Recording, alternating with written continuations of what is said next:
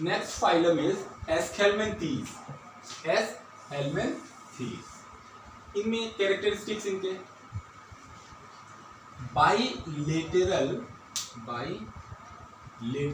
Symmetrical body bilaterally symmetrical होती है, triploblastic होते हैं यानी तीनों जर्म लेयर एक्टोडर्म, मेसोडर्म और एंडोडर्म प्रेजेंट। ठीक, बॉडी कैविटी जो है वो फॉल्स बॉडी कैविटी पाई जाती है जिसको कहते हैं सीडोसीलोमेट। ओके, सीडोसीलोमेट मतलब इनके अंदर कंप्लीट गट पाया जाता है। इसके पहले क्या होता था, गट तो था बट वो माउथ से शुरू होकर एनस तक खत्म नहीं हो रहा था।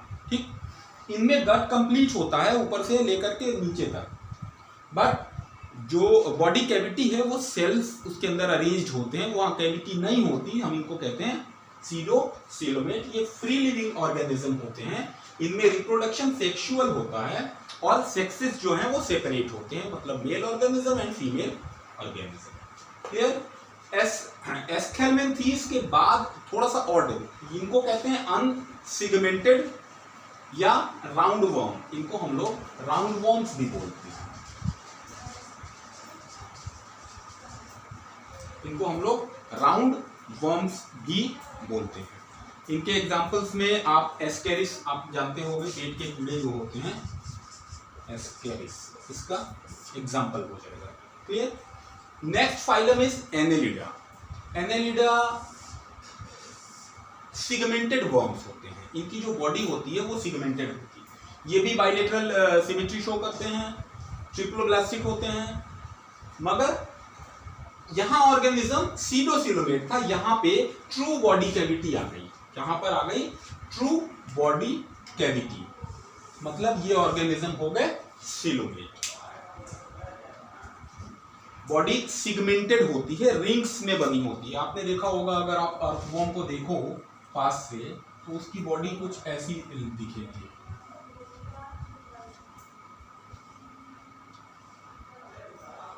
इस तरह से इनकी बॉडी दिखती है।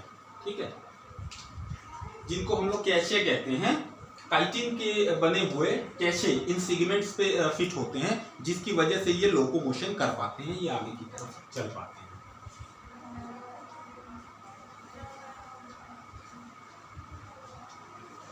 एक्सक्रेशन के लिए इनके पास मेटा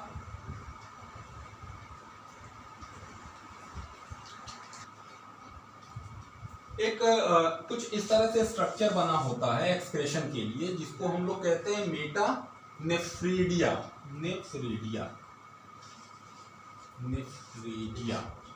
ठीक, तो Meta nephridia for excretion. Reproduction sexual होता है, ये यूनिसेक्सुअल भी हो सकते हैं और बाइसेक्सुअल भी हो सकते हैं। अर्थवॉर्म इसका एग्जांपल है। अर्थवॉर्म और लीच, जोंक जिसको कहते हैं, ये इसके एग्जांपल्स हैं। ठीक है, इनके पास काइटिन का बना हुआ कैशे होता है इन सिगमेंट्स के बीच में, जिसके कारण ये लोकोमोशन कर पाते हैं। बॉडी सिगमेंटेड होती है, मतलब ऐसे रिंग्स में कई भागों में बटी हुई होती है। सीलोमेट्स होते हैं, मतलब इनके अंदर ट्रू बॉडी कैविटी पाई जाती है, और इनके पास एक्सक्रेशन के लिए एक स्पेशल ऑर्गन बना होता है जिसको कहते हैं मेटा नेफ्रीडिया। ठीक है, तो अब ऑर्गेनिज्म डेवलप करते हुए आगे की तरफ बढ़ते चले आए। पहले सेल्यूलर लेवल थे, टिश्यू लेवल आए, फिर ऑर्गन शुरू हुए गए, और ये सब ऑर्गन लेवल चलते चले जा रहे हैं। ठीक, तो ये इनके कैरेक्टरिस्टिक्स में हमने क्या देखा, बाइलेटरल सिमेट्री होती है, सीलोमेट होते हैं, बॉडी सिगमेंटेड होती है, एक्सक्रेशन के लिए मेटा नेफ्रीडिया होता है, रिप्रोडक्शन सेक्सुअल होता है, और दोनों केस हो सकते हैं, यूनिसेक्सुअल ऑर्गेनिज्म हो सकता है, मतलब मेल और फीमेल अलग अलग भी हो सकते हैं, और हार्माफ्रोडाइट भी हो सकते हैं, मतलब मेल और फीमेल गैमेट्स जो है वो एक ही ऑर्गेनिज्म के अंदर बने। क्लियर? एग्जांपल्स इसके थे अर्थवॉर्म और लीच। आर्थ्रोपोडा ये सबसे बड़ा फाइलम है, मतलब अर्थ के ऊपर जो एनिमल किंगडम में जितने भी स्पीशीज पाए जाते हैं उनमें सबसे ज्यादा स्पीशीज इसके अंदर आते हैं। जितने कीड़े मकोड़े हैं सब इसके अंदर आते हैं, मक्खी, मच्छर, स्पाइडर, है ना, स्कॉर्पियन, इस तरह से जितने भी कीड़े आपके घर में छोटे मोटे टहलते हुए कीड़े दिखें, उनके लेग्स देखिए, अगर वो सिगमेंटेड हैं, मतलब उनके जो पैर होंगे वो कुछ इस तरह से बने होंगे, है ना, अलग अलग सिगमेंट्स में इनके पैर बने होते हैं। जॉइंटेड लेग होता है।